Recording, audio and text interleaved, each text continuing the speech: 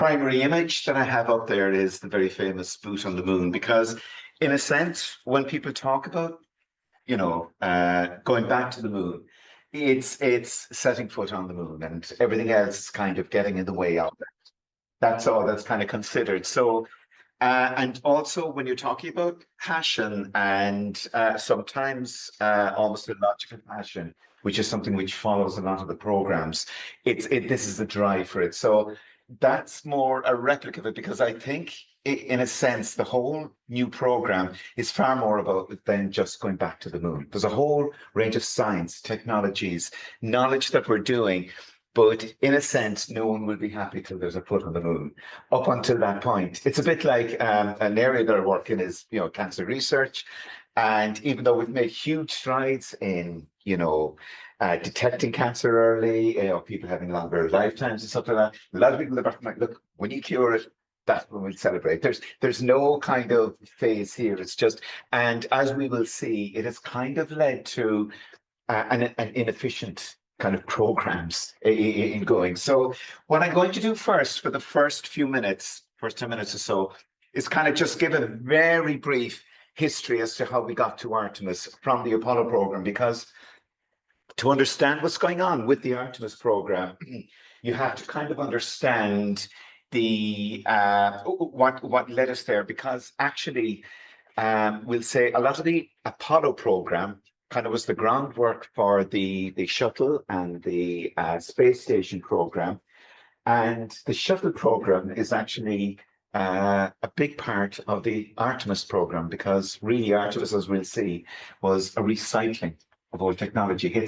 Put it this way, as one person said when you were looking for directions, but if I was going there, I wouldn't start from here. And, really, if you were designing the Artemis program from scratch, you wouldn't do it the way they're doing it. It's not to say that it's not right. So I'm sorry, I offered a lot of negatives, and I'll also apologize for the last few slides, because it is absolutely impossible to talk about where Artemis is at the moment without mentioning the man who seems to get mentioned far too much at the moment. I just turned the lights on. But it's, anyways, we'll kick on. I'll fly through it, and because we all want to hear mixed reports on how we've all done for the year. So look, the starting point, the space race, even though now we're talking back, kind of started really in the late 50s and the 60s, we're still living with it. It's like Civil War politics in Ireland. It hasn't gone away, and it's defining the way in which funders, politicians, and even scientists kind of still approach the whole area of the lunar science. So, I mean, everyone is familiar with it. It kicked off with basically, it was a clear-cut US-Soviet Union. And what really formed the psyche of the Americans in this was the space race, and it still does. The first object in space, Sputnik. First animal in space, Laika. And when I saw Harry Eurovision entering, sorry. Oh, good Lord Almighty! Sorry, God Almighty! Sorry, I've got to watch what buttons I'm pushing here at the moment. Bump, and bump. Like it. Then you had the first spacewalk. Alexei Leonov, a much underrated historical figure, the first woman in space. Really, by the 60s, if it was a boxing match, the US would be kind of out of action. And this is where total passion over science, overtook things. I know we're aware of this, but we'll just show you what the implications of it were and what it still kind of is. So they tried, and their first, as everyone knows, Alan Shepard did a suborbital flight. It was basically an up and down. And that happened on May 5th, 1961. And 20 days later, Kennedy said, we'll go to the moon. Okay, now just to put it in context, the Alan Shepard flight went 216 kilometers up into space. Went 560 kilometers from distance where it was launched. He spent just a little over 15 minutes in space, and they did it once. That's what they did. And he committed them to going to the moon, which is effectively approximately 1.5 million kilometer round trip requiring a week. So when things work out, you think, should they know what they're doing? Like it was absolutely insane. But it's kind of the American way in a way. And what's happening, and we'll see, is that because the Apollo mission was so insane in a way, every time, and we'll see there's huge problems at the moment with Artemis and the start, but they say, look, they did it for Apollo, we'll do it here again. It doesn't carry, but this is the psyche of the program that you have to kind of be considerate of. NASA, of course, were this is great, brilliant. But we know from the papers they hadn't clue how to go about it, but they did. Okay, so it's there's a whole series of talks of how they did, but you have to pay tribute, and you can't talk about the moon. Just a quick look at the moonwalkers. Here they are, and I was thinking this worked. We had 6 landings. There is Sea Tranquility for one inside Apollo. There you go. So we had Apollo 11, Apollo 12. Of course, we know Apollo 13 landing. NASA's greatest failure. Most successful failure, I should say. You got a great film out of it. Oh, they did. One of the best science films. Yeah, absolutely.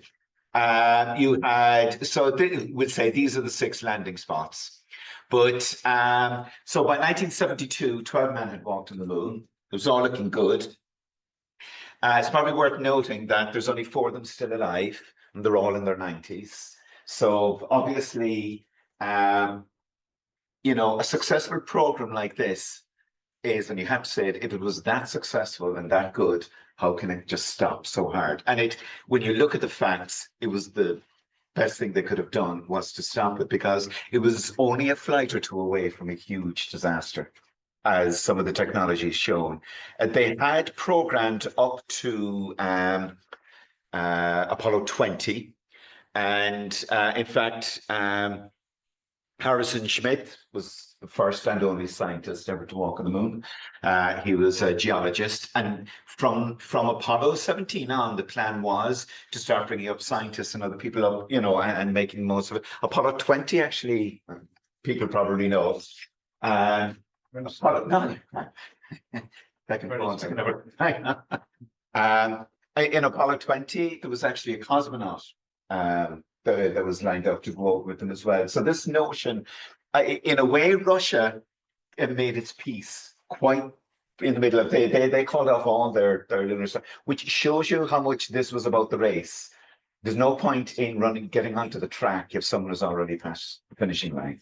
So again, it just drives home the I suppose the pressure of it all. Now, in a pop quiz, of course, people know that if you're ever asked what's the last Apollo mission, a lot of people say Apollo 17, Eugene Cernan, Harrison Schmitt. Of course, it wasn't. There was actually an Apollo 18, and it met with the Russian. I'm not going to blank the Russian. The meeting in space, which was 1973, and it was an Apollo mission that brought them up to meet in space. And that was the last time. That was the last Apollo mission. And but anyway, we digress. Apollo, nowhere to go. So it's important to know. They say those who don't read history are condemned to repeat it. And as we'll see later on, we're looking to repeat some of these errors again. But just to give you an idea, the program itself was extremely expensive. So we're talking hundreds of billions in present day monies. The notion here, sorry, obviously when I touch the panel, do you know what it is? I think I can snap my finger. Sorry.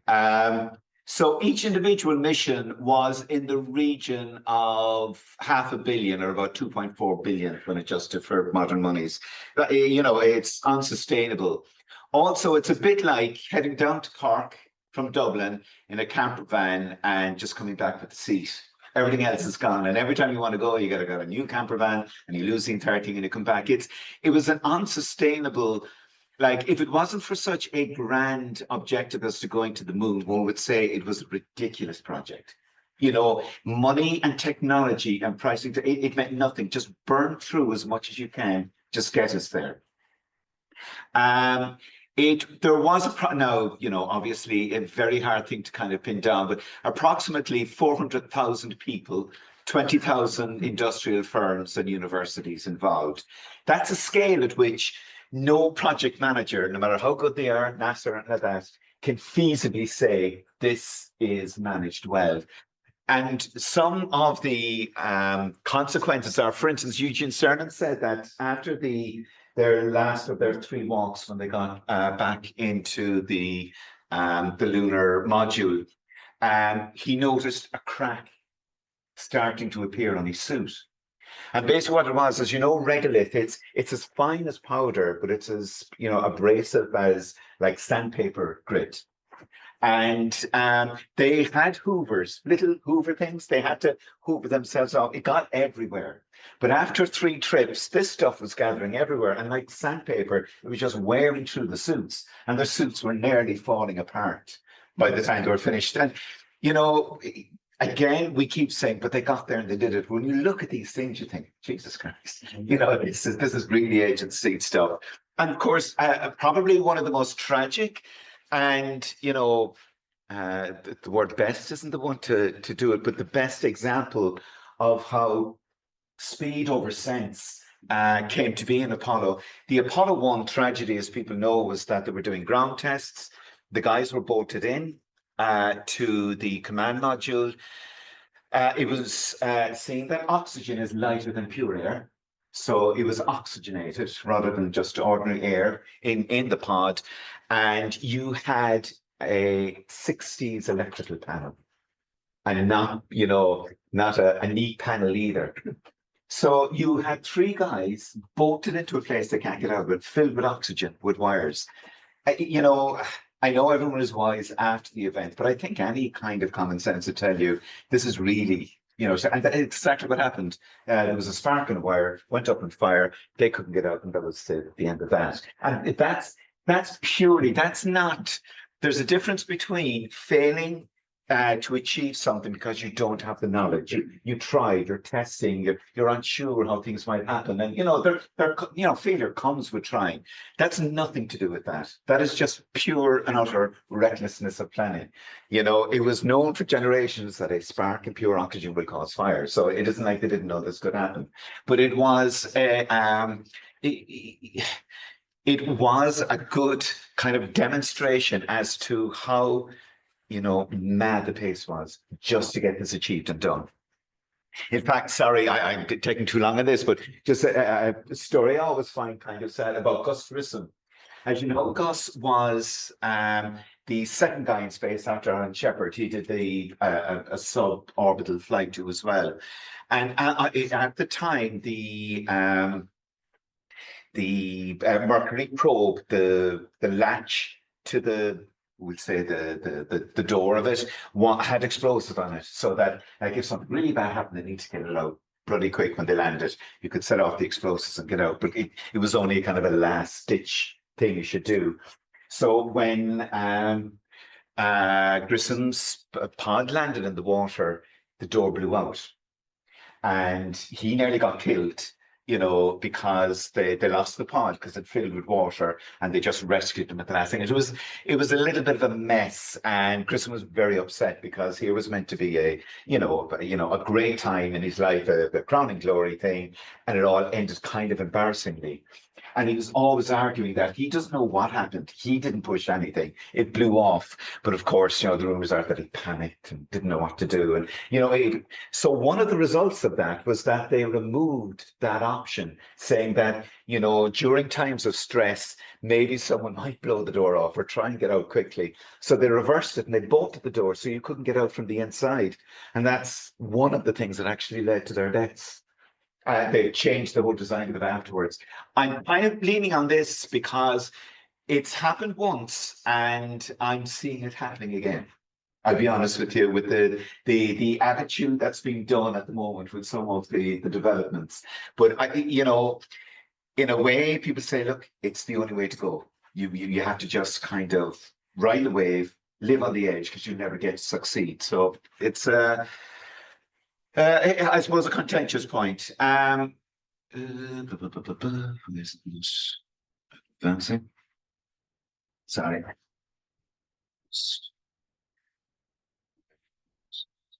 Oh, okay.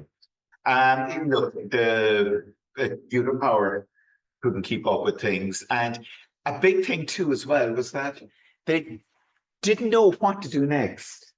You know, the way when you look at big projects, there's the things that are operational, things that are in the planning stage, and things, future prospects and stuff like that. There was none of that phasing. It was get to the moon. There literally was, as one reporter put it, like when he, years later, and looking at documents and stuff, he expected to find kind of the game book.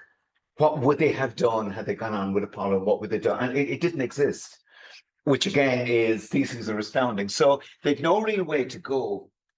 And the resulting thing then was that the shuttle and the International Space Station were kind of on the cards at that stage. And it was decided, listen, we're going to throw a lot in with that. And it went off a cliff. The whole lunar exploration program went. So, like in the 50s, 60s, 70s, you had over 100 missions that either went, orbited, or landed on the moon, manned and unmanned. It went from absolute, huge activity to none. There was that isn't the kind of no number. I just put that there to show that there was zero. There was absolutely none at all. There was a few in the 1990s, but the reason being as well is that material science, the digital revolution, internet, supercomputers, astrobiology and medicine, jet propulsion, all of these things hadn't developed to a stage where we could actually go to the moon. It wasn't that, God, if only they kept going, we'd be 50 years further on. Some of these technologies have only come to fruition in the last 5 to 10 years to an extent where you can actually safely have a program that goes to the moon. So there's a bit of a kind of a myth to say that, isn't it a pity we stopped going? It was the right decision because there was nothing else that they could do. So these technologies have come along, and that's a major difference for today. As you can see here, things are picking up hugely now again. And in fact, the missions that are ongoing and missions that are planned are beginning to dwarf what was going on before. It's a kind of feast or famine. Also, a big difference as well is over the years, like up until we would say France and the UK had launched some very basic equipment into space, but really, when we get to the modern day, there's a whole raft of countries that now have, space launchability. And I'm not talking about our AirSat, which we're extremely proud of, but it's beyond the AirSat technology. So that's a big difference. These are the countries now that have actually sent missions to the moon. Obviously, the States is right out there at 42, the USSR at 22, but there's a lot of countries now that have actually sent missions to the moon. And these are actually landings on the moon. The US, the USSR, China, and India. And that will grow. And the reds there, they call them captors. Usually it's by accident, but one or two weren't. One US probe was, as we know, driven into the moon to see the plume, to see if they could see any signs of water in the resulting plume, and they could. But yeah, that's so. Today, the environment is different in the sense that it's no longer two boys on the block, and that's an important aspect to understand about Artemis. Also, another thing to appreciate is there's a kind of a sense that we kept the flame burning. Okay, we didn't go to the moon, but at least we've been doing the space station and satellite technology, and we've been up there. So it's just just get a slightly bigger rocket and head back to the moon again. And a lot of people kind of feel we've done it before, so why not just continue and do it again? Just to put in perspective, I always tell people, if you have a basketball and you put your finger on top of the basketball, the width of your finger is kind of the height of the space station from Earth. Okay, it's about 400 kilometers. It's quite so. Or show it here.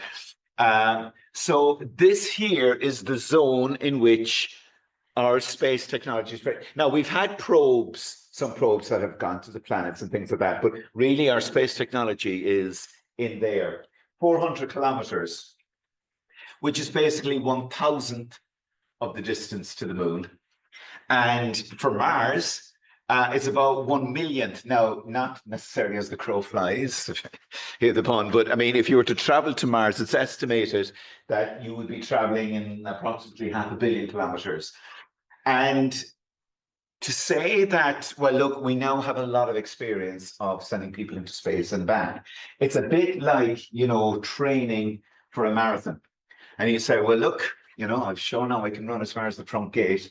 Let's have the marathon. There's a huge difference, both in technologies and all other things. So I know I'm sounding like a very negative thing, but it's important that people keep reality on the ground, because a very good job has been done in upselling what's going on at the moment. Now, a lot of good things are happening, but I suppose, a boring scientist, and I like to keep things in perspective. So a brief reality check.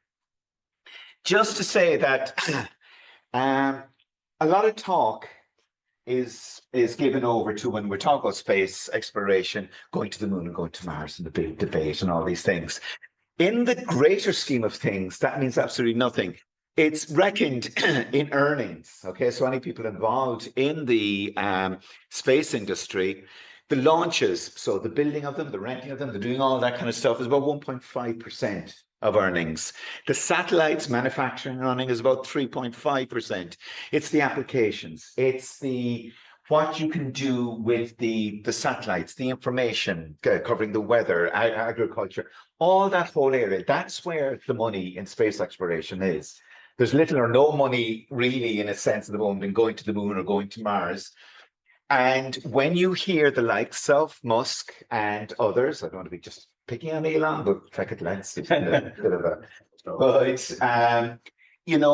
it is a bit of a smoke and mirrors trick. They're trying to show that they are the space people, and nothing gets people's juices going, like talking about going to the moon, talking about going to Mars, doing all this development. What he really wants, and what all of them want, is to get all the contracts to be seen to be the people who can look after the home stuff. We do this big important stuff, it's the home stuff, but this is what they want. And unfortunately, and I'm going to sound like, but look, I mean, Musk has already privatized over 50% of the weather satellites in the last 6 months. They've taken the things. He's got the internet stuff. So just to say again, when they talk about going to Mars, they may be convincing others, but I absolutely believe, and listen, this is just my opinion, and people are ready, but it's an absolute farce and a lie to think that we'll get to Mars anytime in the next 10 years, more. I mean, and to be honest with you, I'm saying 10 years in case someone strongly believes it's right, because I think it's much younger than that. I think there's silliness to it. But unfortunately, that's the environment. You're kind of wondering, why is it telling us all these things?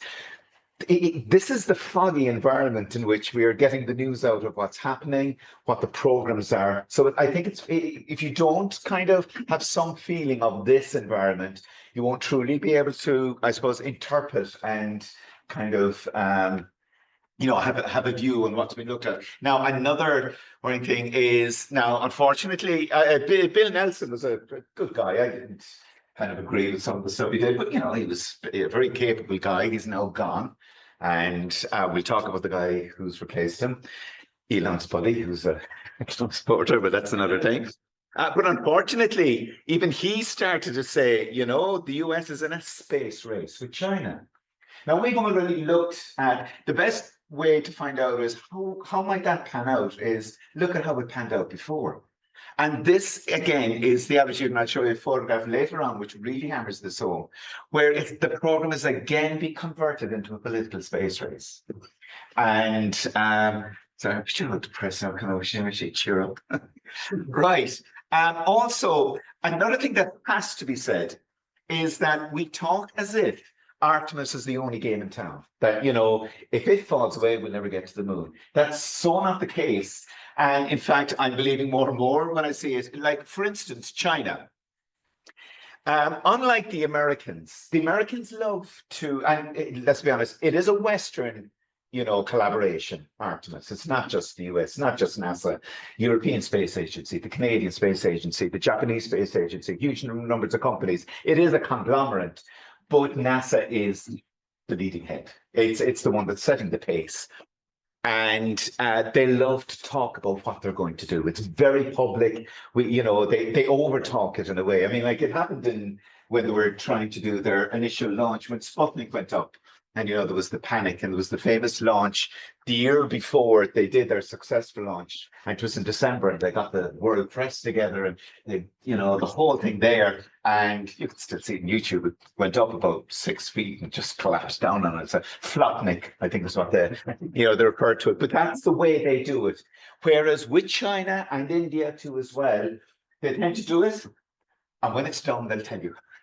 And so I'm at the moment trying to find out as much as I can, about the Chinese program, but they do play their cards very close to their chest. However, I mean, it is their stated goal that they will do a major lunar surface survey next year. Now, that means I won't have time to go into the science, but the orbiting the moon is an extremely difficult thing to do, long-term orbiting of the moon. The moon has a very, very variable gravity field.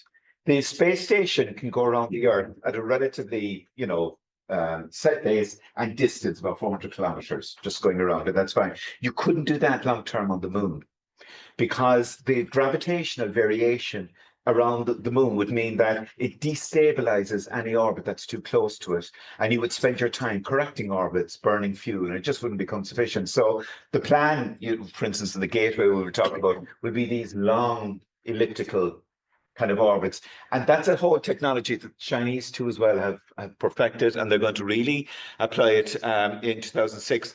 They hope to, like their stated thing, is a first crewed lunar mission by 2930. As we'll see later on, the Artemis claims to be 2 or 3 years ahead of that. I don't know. We'll see. So it's not just when, but who. Okay. But unfortunately, I don't have a lot of information on that. So I don't want this to be seen as, it's, the Western world or nothing. Trust me, we may well be seeing this, and that's what's on the mind of the American politicians. I will only photograph afterwards to demonstrate that. And of course, India as well. I mean, India has actually landed closest to the target zone in the South Pole. Not quite on the South Pole. There was a lot of debate as to how south they landed, but they're well. They have a soft landing, and as you appreciate too as well, soft landings on the moon aren't easy because remember, it's easier to soft land on Mars than it is on the moon. Purely because when they soft land on Mars, they make the most of parachutes and resistance to bring things down. There's no such thing as that. On the moon, you either have thrust resistance bringing something down, or you have nothing. No, you can deploy a parachute, but it's nothing to resist it, and they just plunk down. So technically, it's actually quite a challenge. Right, flying along. So Artemis had a difficult birth. Some of you might remember the Constellation program, which was launched in 2005 by Bush Jr., George W. And this was meant to be Earth, Moon, Mars. And, it had the aspirations of doing what Artemis is doing now. But in 2009, whoops, get back there now. Shit, sorry. I wasn't even using my bad finger that time. Okay. Obama shut it down. I remember at the time, God, Obama's a great guy, and then kind of not back in for a while, sort of thing. But the cost was astronomical. They had at the time, things were pretty good globally. People weren't as uptight, and things were fine. And so the guys said, look, it's way too expensive. Let's just step back for the moment. That's grand, no problems. But the issue here was that they did a major financial review in 2010, 2011. And you see, when the shuttle stopped, there was a lot of industry in the States that kind of got shelved, and a lot of people lost their jobs, and senators weren't able to keep rosy jobs and factories going. This is how it is. So they came up with a plan. They said, right, well, look, we had the space shuttle program, and it was very successful. Can we not just recycle the space shuttle technology and added to, they'd already developed the Orion module, which was the kind of the command module to go to the moon. Why not we mix it all together? We could do it for cheaper, but still it'd be very good. And that's exactly what they did. So there was a repurposed plan put together. They came up with the Space Launch System, the SLS, and which is a significant compromise, and they called it Artemis, and that's what Artemis is. And anyone who looks at the Artemis rocket, which we will do, you'll see that even the color scheme reminds you of the space shuttle, the orange main booster, the sidewinders, and it's not just that. Now, it is important to say that Artemis is a new vision. The Apollo mission basically was a one self-contained rocket launcher and spaceship. The whole thing, just take everything you need, get to the moon, touch the moon and back. And, and that's, I'm not belittling it. It was a fantastic thing, but that's what the program was. And try not to kill the astronauts on the way. I mean, every mission at best had a 50%, so they did very, very well. Now, what's wrong with you now? Oh, there we go. Whereas Artemis, this bloody computer is jumping up. My apologies. There we are. The Artemis mission, it's a multiple range of ships, technologies. It's about long-term stay. It's about looking at making the stay as self-sustainable as possible. There's a science program going to it. It's a multinational, multi-industry thing. It is, in fairness, completely different from Apollo. It has that vision, and that's as it started off with. You can have doubts about some of the technologies that they're reciting and using, but overall, it's where we have to go. I'm a big believer in the fact that it's very well. I'm going to see if I can open a window.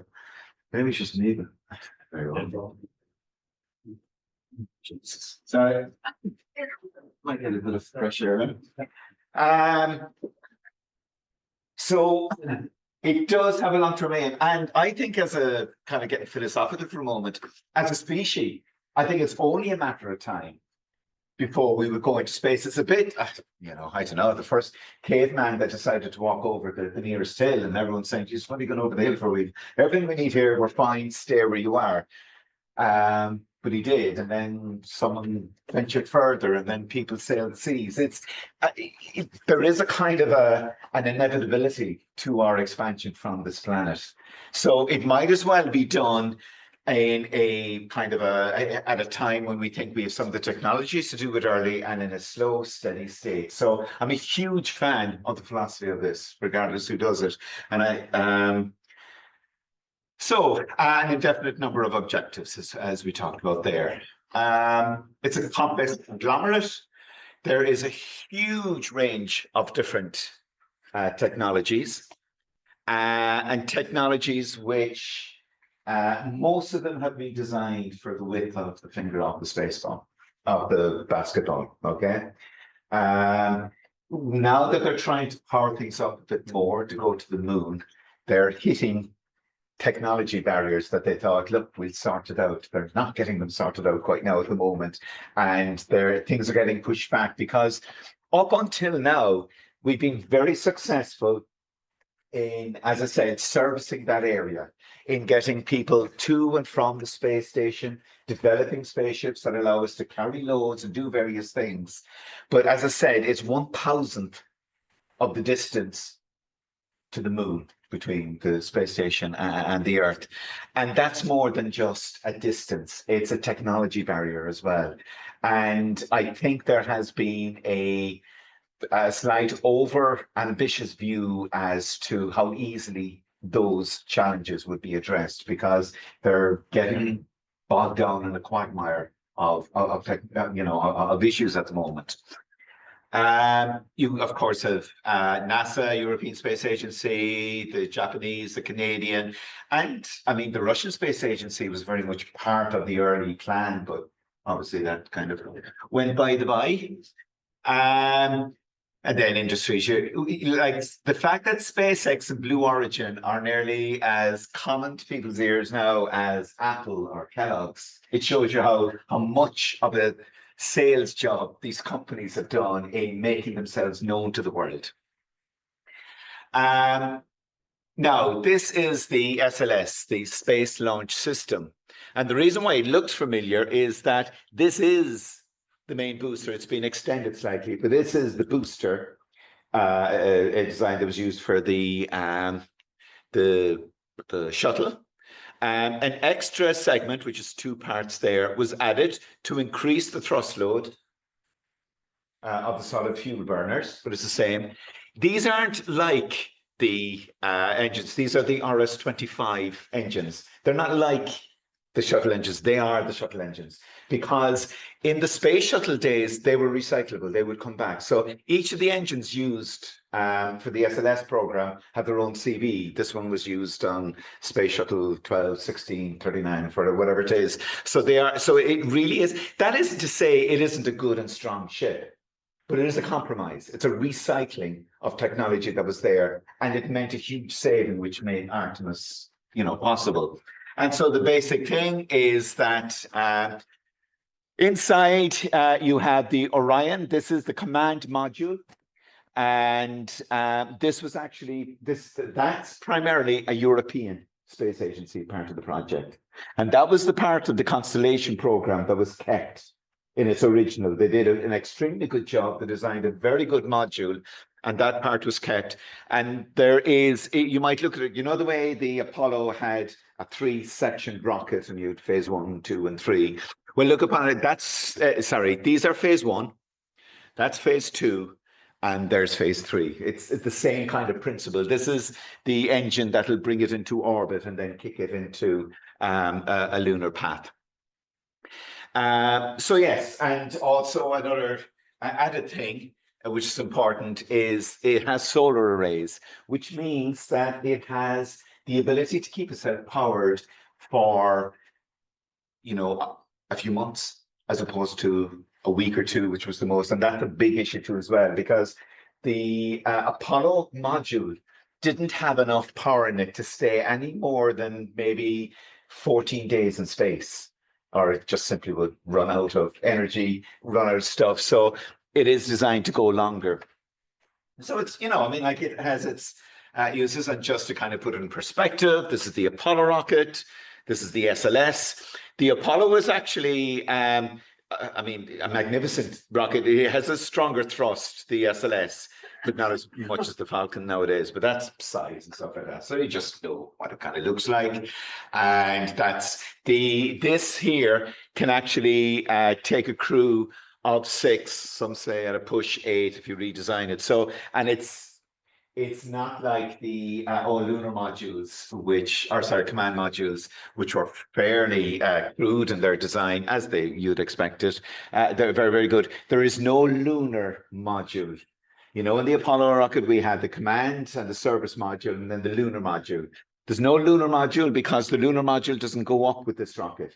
This isn't like the Apollo mission where everything you need, you've taken your back and you have it all there. The lunar module is the SpaceX Starship, which will go up in advance, and we'll see that here. So it's a much better thought out and round. So it is. There's an awful lot going for it, and in fact, were we dependent on, recycled as it may be, technology here, I think there's delays, but it's only just a matter of time. NASA, it does things very, very well and tries to minimize, and it is a huge amount of learning. And while it was kind of in charge of the establishment, things were kept in check. And as we see, there's things they did. Unfortunately, NASA as such isn't in charge anymore, but for the next wee while, but we'll see. Other infrastructure. So yeah, the HLS, that's a human landing system. And SpaceX won the contract a number of years ago. But as I will show you in a few slides, this is running into major issues. And in fact, NASA saw the writing on the wall 18 to 24 months ago. So at first, there was an out-and-out awarding of the contract to SpaceX. NASA then rolled back on that and said, well, look, yes, SpaceX may cover the first 1 or 2 missions if they're there, but they turned around and said to Blue Origin, keep your plans there, keep developing it. And in fact, Blue Origin, if you look up the latest papers on it, like they are making fair advances now. They're going ahead with they're testing a lot of structures. So they're pushing on. And in fact, now NASA has said that we see it's for Artemis 3 and 4, which are the moon landing ones, they said SpaceX have it, but 5 and 6 will definitely go to Blue Origin. I don't know if SpaceX will even get the 3 and 4, but we. Sorry, Donnacha. Yeah, please. Comparison of size, is that accurate? Is that just No, that's actual. That's actual, and it's they're totally different approaches. And SpaceX is also saying that there has to be a lot of cargo and carrying capacity. Now, this isn't all just capacity. There's a fuel here, because remember, and we'll see a bit later on, this needs its fuel. In the Apollo program, the lunar module was basically a tinfoil bag on a small platform that just was light and landed with a bit of thrust. And then it left most of its weight behind, and it just went up in the tinfoil bag. Okay, it was more than a tinfoil bag, but I mean, as Buzz Aldrin said, you couldn't afford to lose your patience in the module, because if you hit the wall, your fist was going through it. It is. But this is a bigger, and in fact, Dynetics as well have one there. So I think they probably made the decision. They had to make a decision. I mean, they had to go with someone and get the program going. But as we'll see, there are some issues with it. So that's one aspect. Another aspect is the gateway station. So that's really the moon's version of the space station. And I'll show you just the quick program of Artemis flight plans that will first land us on the moon, second, build the gateway, take it up bit by bit. And the last bit then is to build the moon base. Now, if I was talking to you 2 years ago, I don't know if it was naivety or hope or whatever, I truly believe that by about the mid-30s, we may be seeing, this base kind of growing. And I don't yet. I mean, this isn't just an artist's impression hiding ourselves. There's definite plans, but the scale at which it's going to happen. So, target landing site, you've all heard about it. The basin, the South Pole Aitken Basin. The reason why they're picking it, there's the Shackleton crater, South Pole, and very quickly, it's not so much the extreme cold or the extreme heat that can't be dealt with technologically. It's the variation constantly between the two. It's you can nearly plan for one type or another. It becomes extremely complex and expensive and dangerous trying to have systems that are continuously adapting to freezing temperatures and boiling temperatures. The South Pole here is in permanent shade, so the temperatures are low the whole time. That's good. They're also believed to be a huge water deposit there in water crystal in the surface. Now, I have to say, all the evidence would seem to suggest that this is true, but no probe has landed, examined, sent back, but it looks like a pretty good site. But that'll be part of the program. It's just seeing how good it will be. Another advantage and a weird thing is the top of it is rarely out of sunlight, which means that's a great place to have solar arrays. So it's, water, constant power, stable temperatures, cold as it may be. So that's why that's just the temperature mapping there. It's between, it's a nippy minus 190 to minus 170, but they'll get around it. Just to say, you can't see it from here, but these are all the lunar landings. The South Pole obviously is down here, and it's the Chandran Indian probe that landed close. The first green dot it landed, but it crashed. But so, again, just a reminder that Artemis isn't the only show in town. The Chinese and the Indians are making great progress there too as well. The basic method, pretty straightforward. The SLS will take the Orion module up. The Orion module is the payload. That will then make its way to the moon. And waiting for it, there will be the SpaceX Starship, which is already up there orbiting around and fueled up. They will then transfer 2, 3, or someone will stay with the Orion module at this stage, go into the SpaceX Starship. It will go down to the moon, and we've all seen how the booster technologies of the Falcon all come down. I still love watching. It's like, a kid when you've seen the old cartoons. That's how rockets used to, land. And then they do their business. They come back and transfer and come back home. And that's kind of the basic one for the first. When the gateway station is built, the idea would be that Orion, excuse my French, Orion would dock with the gateway station, and the HLS would already be there, and it's a bit like, getting off at an airport, change of flights, flight. They might even stay there for a day or two before they get on and go down. So this is the kind of the more structured way in which this should be happening. So that's the basic tenet of the plan. And just to say too as well, so the first part of it was to send an Artemis rocket, just the Orion, would say the SLS, up. The Orion module go off, go up around the moon, go around a few times and come back, and it did it. And it did it back in November 2022, well, between November and December of 2022. It was successful. There was a lot of hitches before the start, one of the main hitches being fueling.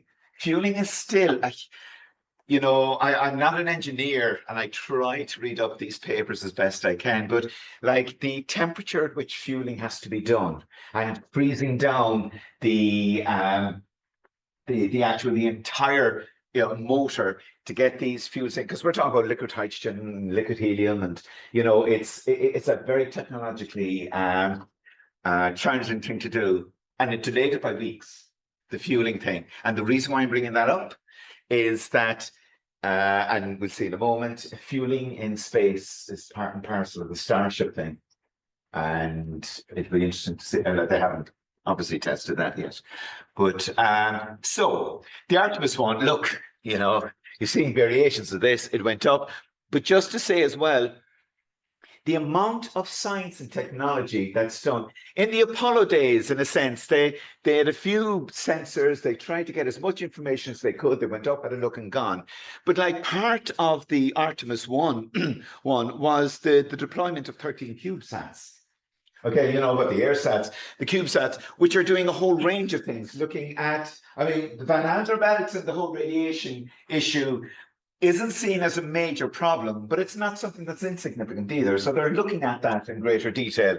They've also sent sats around the moon to kind of measure in as much detail as possible the gravitational field around the moon. We know a lot, but not an awful lot. But if you're going to be doing an awful lot of business on the moon, you want to know how stable and bumpy the road is that you're going to be functioning on. So it was primarily a good success. And I really thought at that stage, actually, my wife was giving a talk at a conference in Hawaii when this was happening, and I went over in character bags, as I do. And, there it was, the Artemis was happening well. It was in Hawaii. Everything was seeming great. And I was like, heck, we're going to be on the moon in a few years' time. Life has kind of calmed me down a little bit since. So the milestones, we look at them. At the time, excuse me, I'm still hoarse from the match yesterday.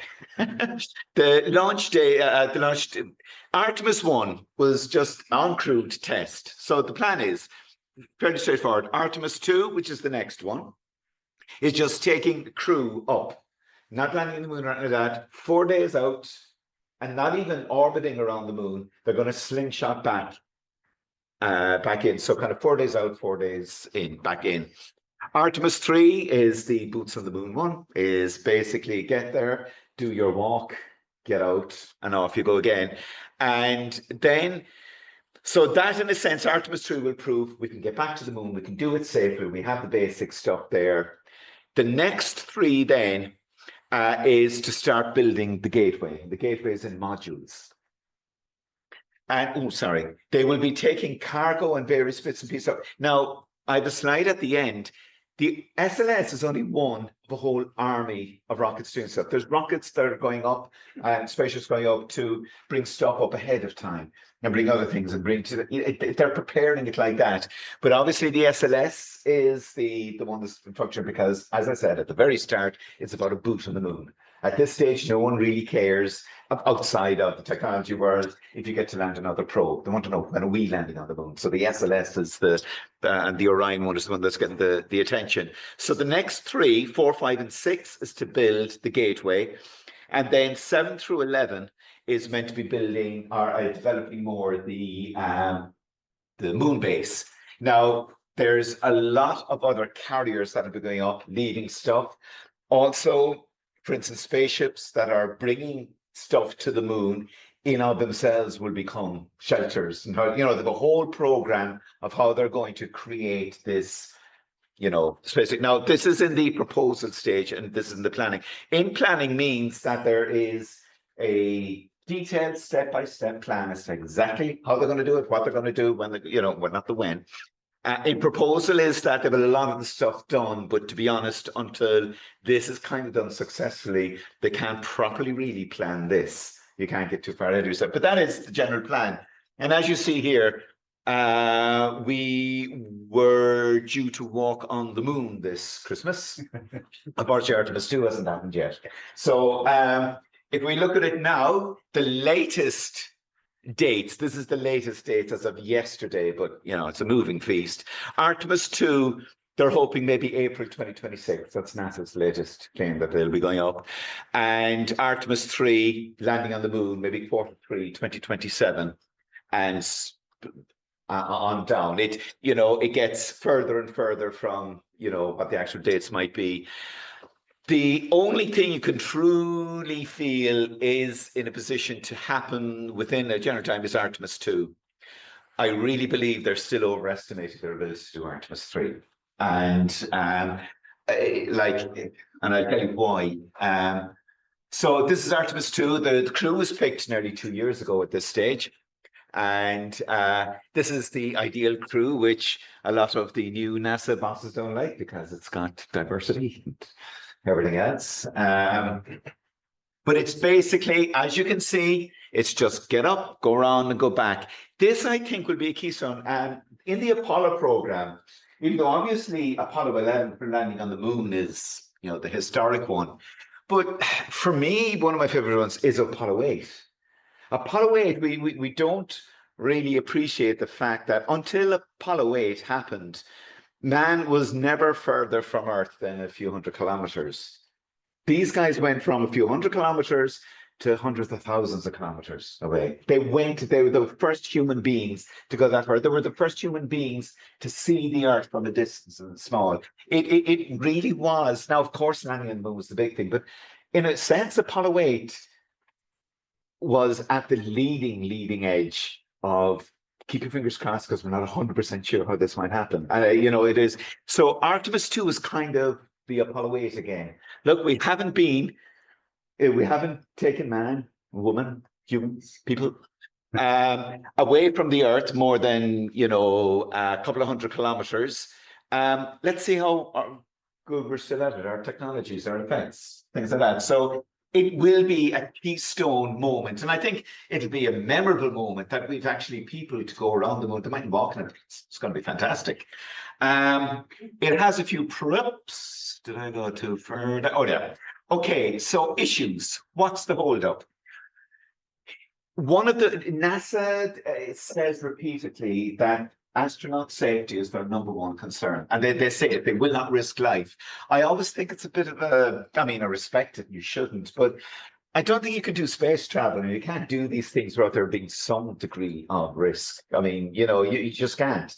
And some people argue that maybe NASA at times are too risk averse, whereas some other parties aren't risk averse enough. But one of the big problems that has worried them, but the thing is that it didn't cause any issues in Artemis 1. But this is the, we'll say beforehand, this is the heat shield.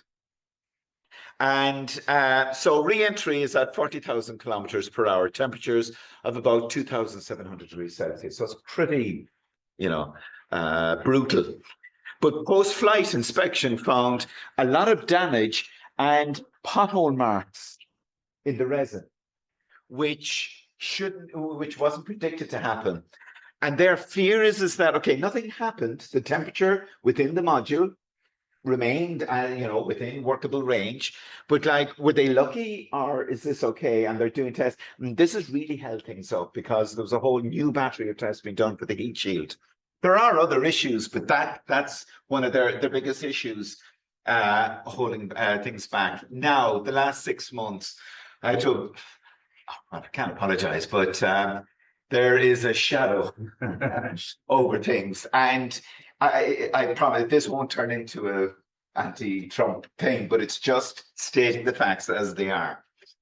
NASA announced it had eliminated the office of its chief scientist and shuttered 2 other departments, including one covering diversity, equity, and inclusion, for Donald Trump. So that was the start. The chief scientist, the chief strategic person. So in a sense, NASA always stated that it was a scientific research center.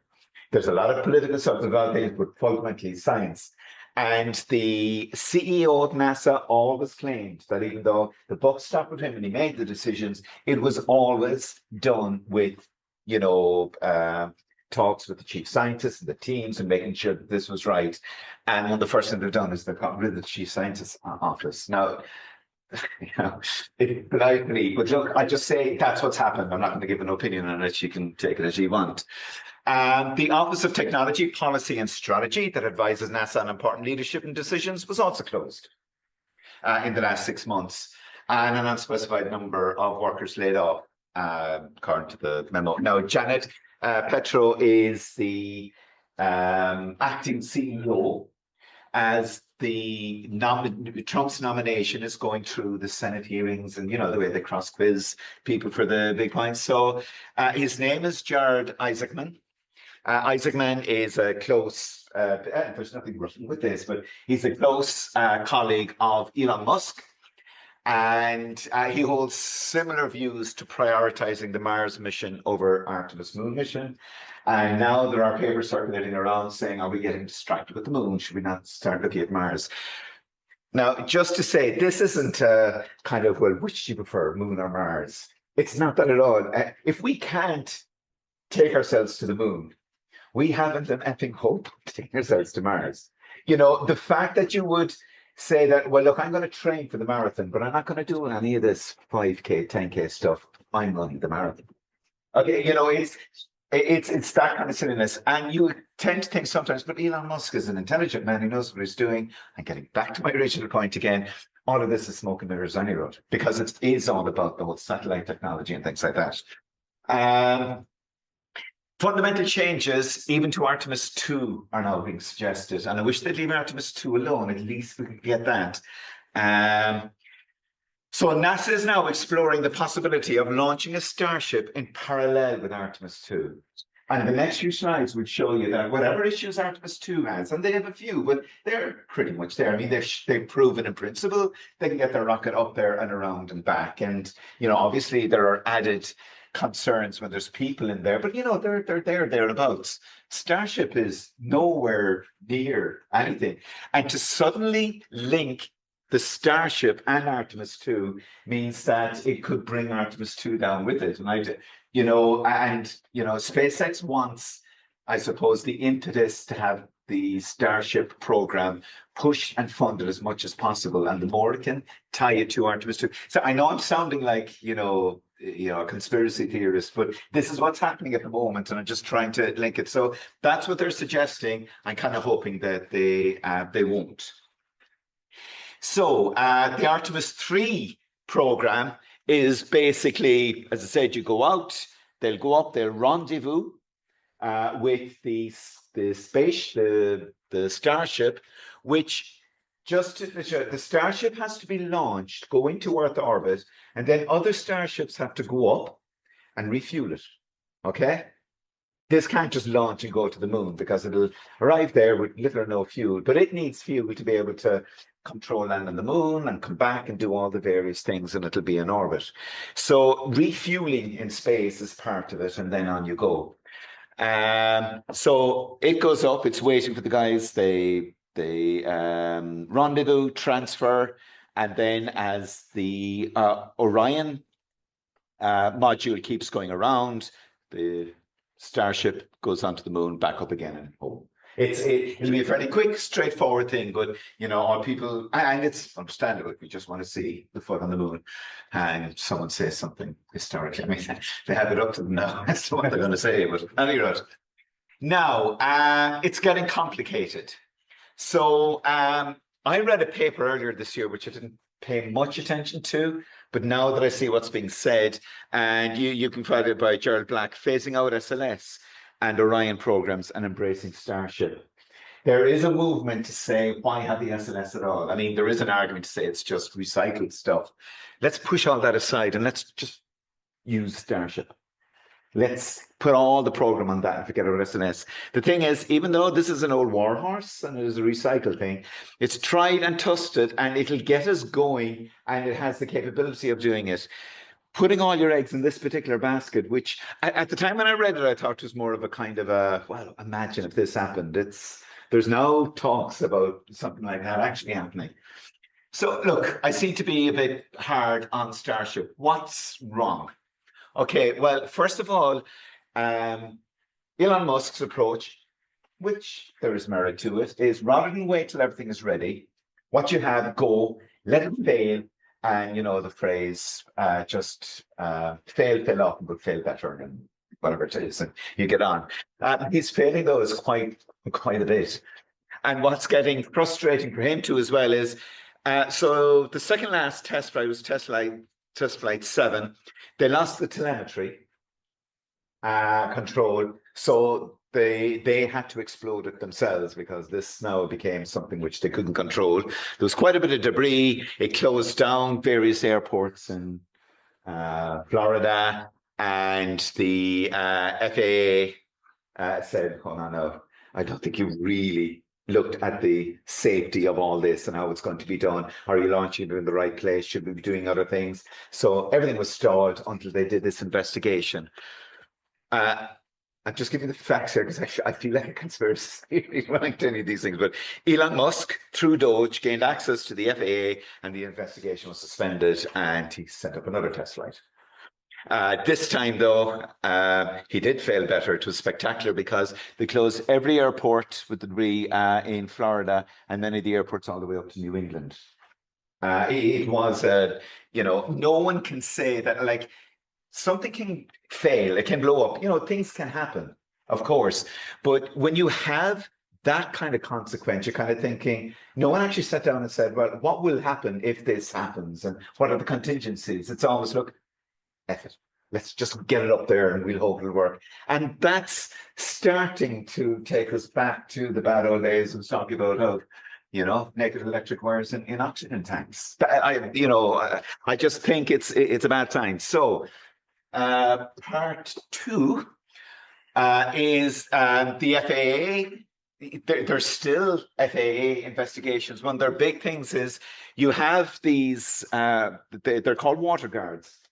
But basically, there's so much power, heat, and fire that the rocket could consume its own launch pad. These things are huge. So you have these kind of high volume, high pressurized water shields that kind of, in a way, dampen down the effects of the flames as they go. But apparently the wash off on the water is causing huge environmental issues. And there's a whole load of other environmental issues. So the FAA are saying that hasn't been looked into. Like, you just haven't looked into that either. And they can't keep the FAA quiet forever. This one I like in particular. I'm taking no delight in the thing, but the thing is that, so in the last 2 weeks, Elon Musk has admitted that the payload capacity of at least 100 tons to low Earth orbit seems to have been a overcalculation of what's capable of the rocket, and they think maybe it's 40 to 50 tons. As I said, it's like organizing to move your house. You guys says, don't worry about it, I got the van, I'll take it. And then on his way, he says, by the way, my van can only take half the amount of stuff. Okay, so, choose what half you want, sort of thing. And the reason I like it is that, this goes back to Constantine's The Rocket Equation. This is the fundamentals. The rocket equation basically tells you as you know, the initial mass of the rocket is the rocket with fuel, MF. M0 is without fuel, the initial mass with fuel, the desired thrust. And obviously, the heavier the rocket, the more thrust is needed. The more thrust that's needed, the more fuel that's needed. The more fuel you have, the heavier it gets, and it's a difficult thing to square off. And like if you had just solid fuel made out like that's the size of your payload, liquid fuel, which we're using now, a bigger payload, and maybe ion engines would come in. But again, trying to draw my way through some of the papers because I'm not an engineer, but they show that really the rocket equation wasn't going to let Elon Musk take the type of payload he was talking about. So again, that's a kind of a worrying thing, in the sense that if a century and a half old equation isn't being paid attention to. The Starship challenge. Next thing is it has to be fueled in space. Now, they've yet to get the Starship up into orbit. They will. I mean, all these things will be done. But it's the pace and the speed and the pressurize that they're doing it. They've yet to get one up into space. Now, mind get it into low Earth orbit. And then when you're getting into low Earth orbit, the whole rendezvous system, the systems of fueling in space, I don't have to spell it out. It's a huge thing. To think that you might get all that done in the next 2 years I don't think it's feasible. So I think really we are looking at 2030 would be a good date to aim for, and it'll be optimistic. And by that stage, you are talking about then which is it? Chinese, Artemis. And I'm sorry, I know this is probably, I keep apologizing for it, a kind of a more depressing talk than it is, but there's no point in getting lost up in the razzmatazz. There are problems and issues there. Also, remember, a key part of the whole landing on the moon is they can get this to land on the moon. So they've got to stop it from exploding when it's launching. After that, they've got to make sure that they can get it up into lower Earth orbit and all that goes with it. Then they've got to try and see if they can refuel, do it, and then get it to the moon. Once they get it to the moon, they have to go through the whole technologies of can they land it and take off from the moon. And all of that's going to be done in the next few years. I don't think it is. It's not belittling anyone and trying to do it. It's a huge task. And again, I say that it's kind of the reason why now they're talking about Mars over the moon is that they've come to the pinch point of the moon in the sense that they've now come to the point where they need to start producing results and doing it. Mars kicks the can down the road another 4 or 5 years kind of thing. And if you kind of forget about the moon. So that, unfortunately, and it's heartbreaking for me to think about it, but that's what's happening with the program there. So, but we have the Chinese and the Indians. So that's where the whole fight lies.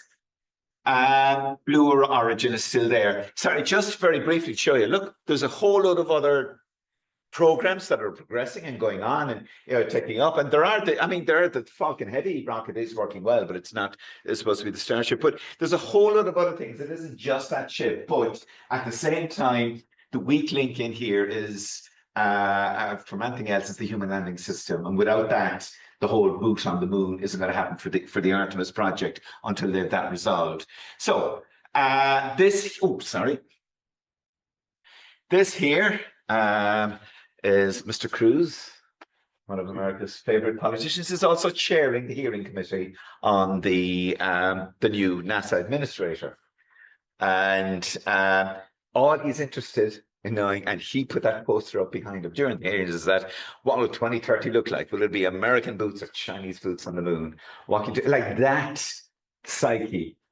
It doesn't pay attention to, no one's worried about heat shields or the technologies or fueling or anything like none of that. Look, are we going to get there first? And that's exactly what stymied the Apollo mission in a way, was that kind of attitude. But unfortunately, a lot of parties involved now.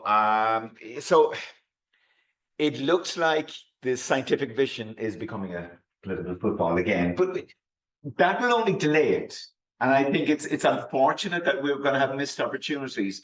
But anyone who's thinking that we'll see a person walking on the moon before 2030, and anyone who's thinking that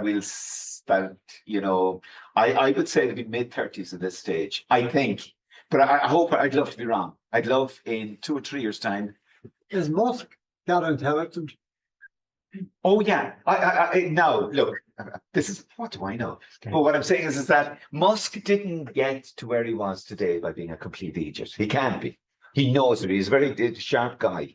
And I think that he has found the gravy train with Trump. And I truly believe that he knows they're not going to get to the moon in the next few years. He knows they're not going to get to Mars. But that's not the point. You sell the story, you smoke and mirrors it.